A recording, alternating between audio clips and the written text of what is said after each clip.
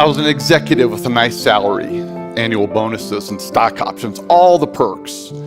Everything was on track. And on Monday, January 7th, 2008, at 3 o'clock in the afternoon in a small conference room on the top floor of our building, the president of the company wanted to have a quick meeting with me, which wasn't unusual since he was my boss.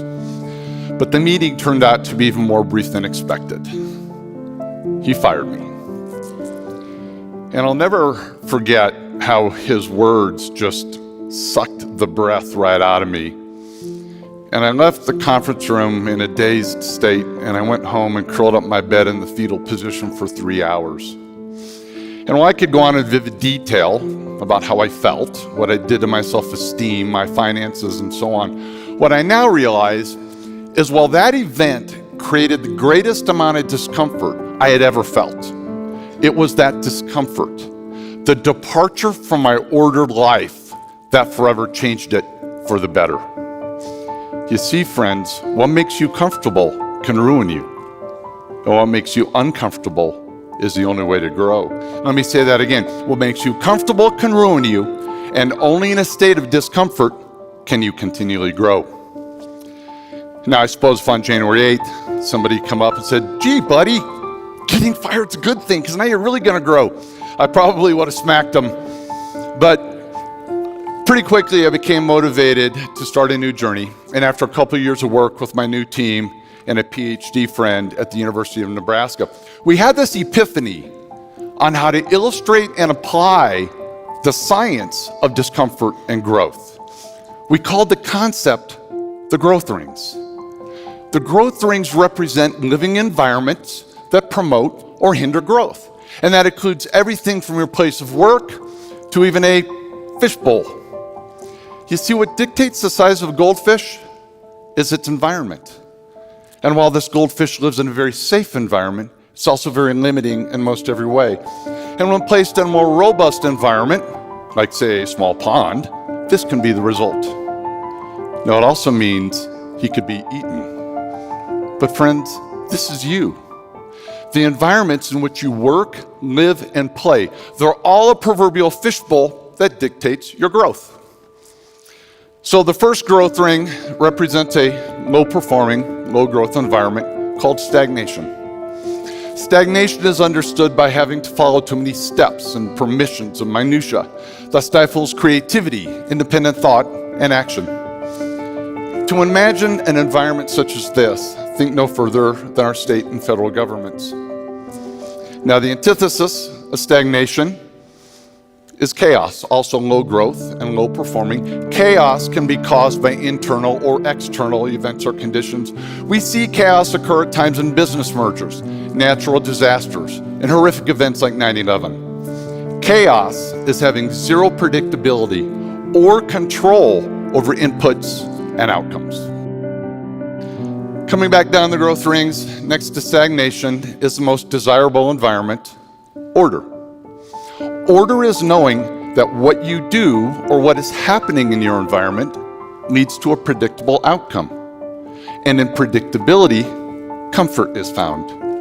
But comfort is also what makes order so dangerous, because science shows that anytime you continually do something or even think about something the same way, you'll eventually stop growing.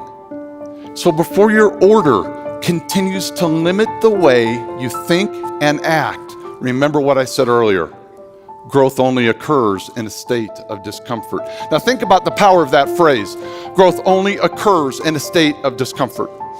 I can unequivocally state I wouldn't be standing on this stage today without my uncomfortable, order-disrupting day 9 years ago.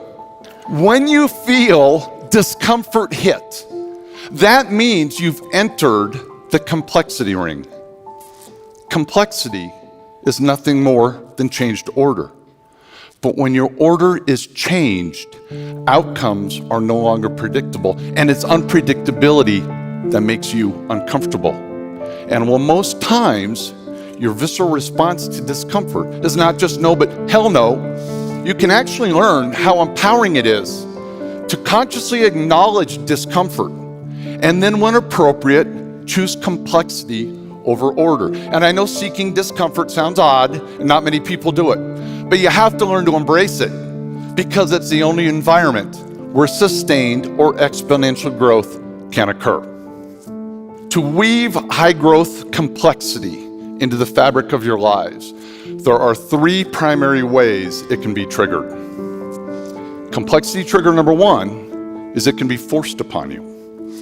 When I got fired, I didn't have a chance to stay in order. Complexity was selected for me. And when this happens, how much you grow depends on how you respond to it. Now, I could have remained angry. I could have used it as an excuse. But what I actually learned is that I suck as an employee. And I'm much better off accepting the risks of running my own company. Complexity trigger number two, someone can help you get there. This is the role of parents, teachers, coaches, and bosses, because left on their own, people will consciously or subconsciously select the comfort of order. And they then need to be pushed into complexity in order to continue growing.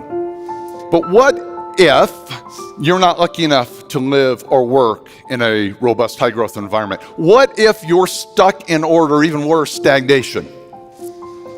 Well, the great news is everyone can trigger complexity at any time. So complexity trigger number three, trigger it yourself.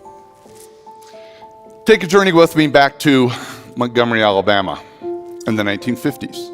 Imagine, if you will, a young girl who's black, and she attends an all-black high school. And she takes a city bus to get there and home, which wasn't unusual in that era. And on March 2nd, 1955, she boards the bus to come home from school, and she sits near the back in the first row of seats where blacks were allowed to sit. And as the bus continues to fill with white people, there's eventually no more room in the front of the bus. And according to local law, she needed to move further back to create room for white people to sit. You see, Montgomery had an order in place that, when followed, led to a very predictable outcome: repression of people with little conflict. But 15-year-old Claudette Colvin had just spent the last month in high school studying Black history, and she was understandably fed up with the historic and existing atrocities. And so on this day, she decided she didn't like Montgomery's order. And by refusing to give up her seat, she sent a community, our laws, and our entire country into complexity. Yes, 9 months before Rosa Parks made her famous decision to stay put, it was a 15-year-old girl that was handcuffed, dragged from the bus, and taken to prison. It was Miss Colvin, not Rosa Parks, who first fought the law, and by the way, was also the star plaintiff to testify in the famous lawsuit that went all the way to the U.S. Supreme Court. So, I use Claudette's actions not to heighten awareness of race issues, although that's not necessarily bad, but I use it as an example of every issue, of every situation in an ordered environment. It's a real and perfect example of complexity forcing people, our communities, and our courts into discomfort, and the downstream impact that can occur anytime someone elects to move from order. Dr. Serene Jones, in a recent book, summarizes this concept very eloquently. She said, "The constant facade of order hides the wilderness that is craving to seep out and teach us that life wasn't created to be what we think it is. Beyond words, we must experience the wilderness to be taught what cannot be otherwise known." So friends, it's not the discomfort of losing a job. It's not having a child break down on the tennis courts, but it's order you should fear the most, because it is a threat. And order disrupting people, and maybe even a few of you have already proven. Now think about this.